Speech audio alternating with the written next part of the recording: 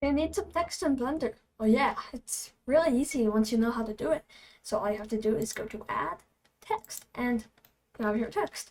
But it's not exactly what you want yet, so just go to edit mode and hide any other objects if you need to.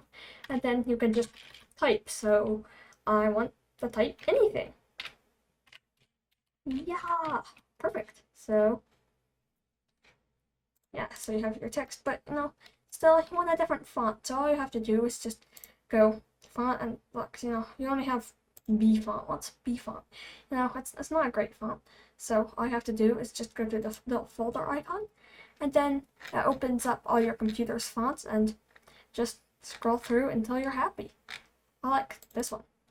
Yeah, that's much better. And then now you can right click it and say adjust extrusion. And adjust the extrusion until you're happy. And that is just really nice. Now, then you can add your textures. Now just make it yellow. And then go to Viewport Shading Preview. And that's just awesome. And you enable your other objects. Press GZ to move it up. Press RX to rotate it on the X-axis. And look, now you have this. Isn't that just nice?